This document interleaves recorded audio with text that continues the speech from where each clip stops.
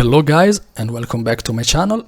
Today I wanted to discuss Fury, which is one of the most important boons in World vs World to do damage, because it adds a 20% more critical chance to your hits just by having it.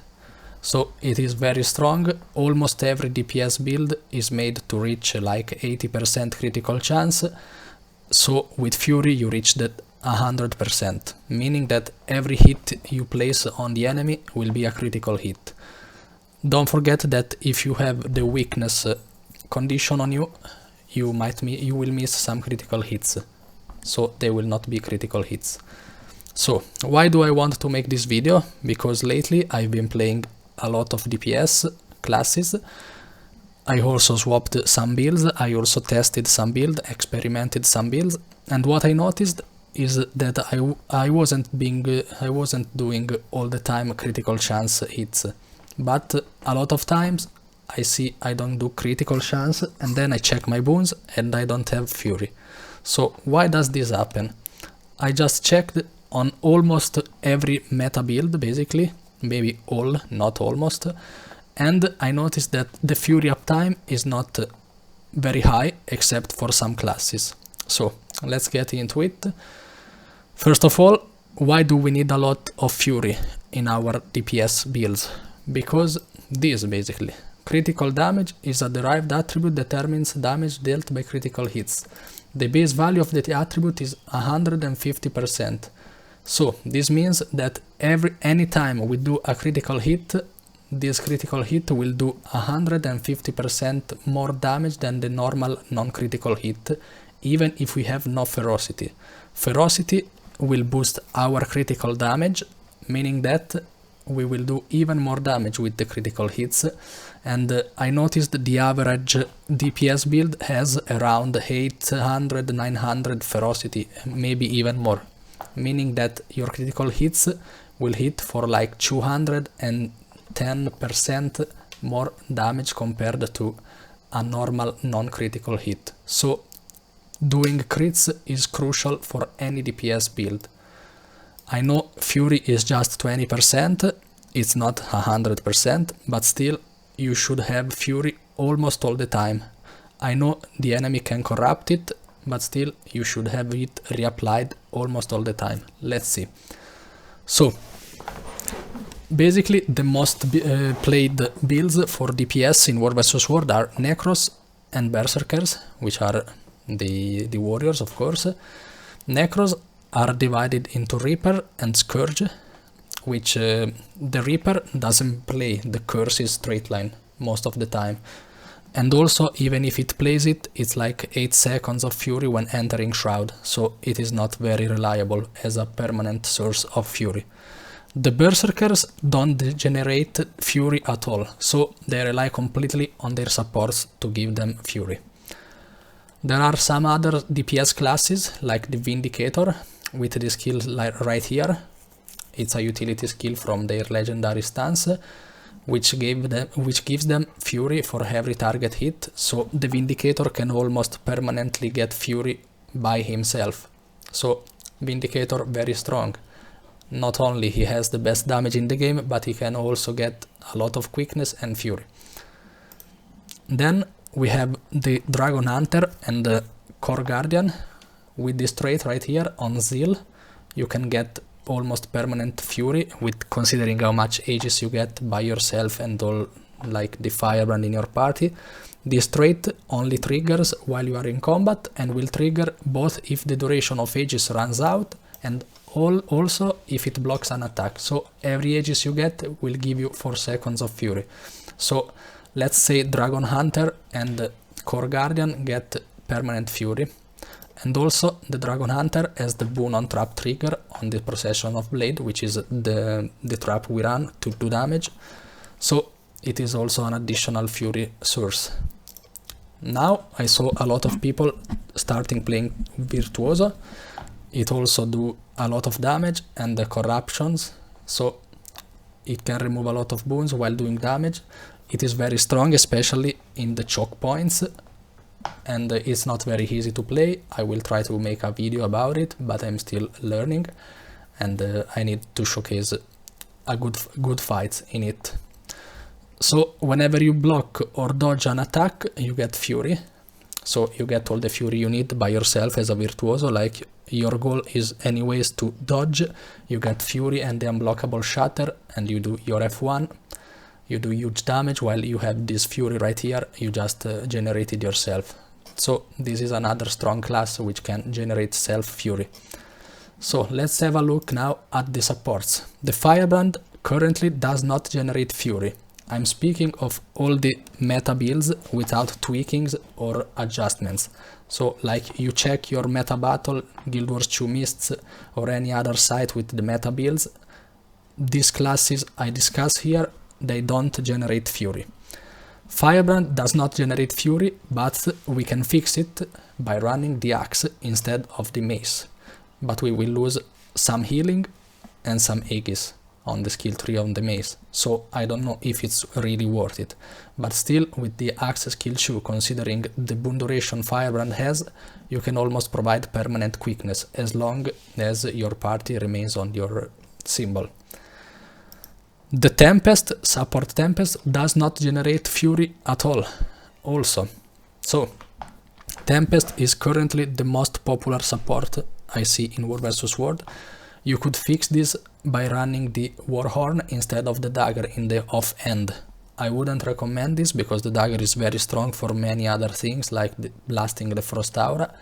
So this is not an option I would consider, but if you notice you are lacking Fury in your party and is very needed to do more damage, consider also running the Warhorn for this skill right here, is the skill 4. Then we also have the Scrapper, which was buffed in the last patch. Basically this trait came out and we get the Fury whenever we combo field Blast or Leap Finisher. We grant Fury to ourselves and our allies, and also our function Gyro is now a Blast Finisher. So let's see which skills can blast or leap for this our Scrapper. We have the Rocket Charge, which is the skill 3 from the Hammer, which casts 2 leap finishers, so meaning you will apply Fury 2 times just by this. Also you have Acid Bomb, is the skill 4 from your Elixir Gun, which is a blast. You will use this a lot, so you will also grant Fury with this and Might. Function Gyro is your F5, and with your trait, which I just showed you, it becomes a blast finisher, so another 6 seconds of Fury with no boon duration, so you will also count this. So basically Scrapper is the best for the boon duration uptime, for the Fury duration uptime. Then we also have Infusion Bomb, which is another blast. It's the skill 5 from your healing skill, your healing kit. So basically Scrapper is one of the best support, if not the best support, related to applying Fury to your party. Then we have the Druid. The Druid can also have a very nice uptime on Fury. We run Spotter on it, which is Fury every few seconds, just by existing and being in combat with the Spotter. And also we have the Call of the Wild, which is a big Fury duration on your skill 5 on the Warhorn. And also if you have the Quick Draw trait, you can also reuse the Call of the Wild with a much greater cooldown reduction, meaning that you can use it again very soon and you can apply a permanent Fury almost. It will not be permanent, but still it's probably the second best Fury applier except the Scrapper. Oh, also I forgot to say that the support Chronomancer does not apply Fury, and there is no fix to it, but it's okay. Then we have the Spellbreaker. The Spellbreaker, I checked some builds on the internet for the support Spellbreaker. Most of them run Celestial, which is nice for the boon duration and also some damage. And also I noticed they run the Superior Rune of the Pack, which I never thought about. But still, every 30 seconds, while you are in combat, you will apply Fury for 8 seconds to your party, which is very nice. It's an additional source of Fury. So it does not have to be overlooked because Fury is very strong and oftentimes people give it as granted while it's not. Also, support Spellbreaker runs for Great Justice, which gives 8 seconds of Fury without boon duration. So also this skill has two charges, and every charge recharges in 20 seconds. So you can apply permanent Fury just by running for Great Justice. Also, keep in mind that your Fury will be corrupted a lot by the enemies, so you will need more reapplications. But still, this applies for every class.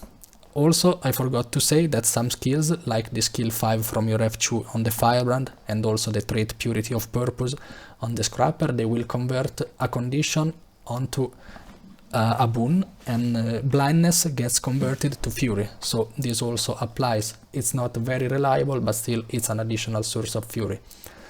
Then on the Spellbreaker, we also run Roaring Reveal, which makes our skill 4 grant us Fury, us and our allies too, for 5 seconds with no boon duration, so it's an additional source of Fury.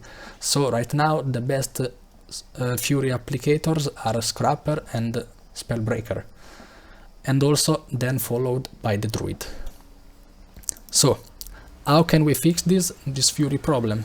I noticed almost everyone play Vindicator right now instead of Herald. Herald still does a huge damage. It's not comparable to the Vindicator, which is very strong. It's like overpowered. The Greatsword is crazy, and also the Legendary Alliance utility skills are very strong. But still, the Herald is a huge damage dealer while also providing a lot of boons like Fury, Swiftness and Might. Right now I'm discussing the Fury. And basically with the Facet of Darkness, every 3 seconds you will apply 3 seconds of Fury to yourself and to 4 allies around you. And also, if you run this trait, which I would recommend, you will retain your Facet passives for a duration after using their consume skills. So you use the Facet of Darkness, you pulse your Fury, then you decide to consume it with this skill right here, and then you still keep 6 seconds of applying the Fury boon around you. So meaning that you can also swap to the Legendary Dwarf stance, you can play there, and then you swap back to the Legendary Dragon, and you will apply again, because it will be off cooldown, the Facet of Darkness, meaning that most of the time your party and yourself will have Fury. So almost permanent Fury, and this class, the Herald, is a DPS class, which can provide almost permanent Fury. It is not a support, so it is a very important difference, because supports, they rely all of their build on making boons, removing conditions and keeping the party alive. The Herald will just do a lot of damage while being on the battlefield and destroying everything and doing a lot of damage and still passively applying Fury. Thank you for watching. Let me know if you want me to cover other boons in the future. I liked this video a lot because it was a new idea I had for my channel. And consider subscribing if you like my content, and see you on to the next video. Bye!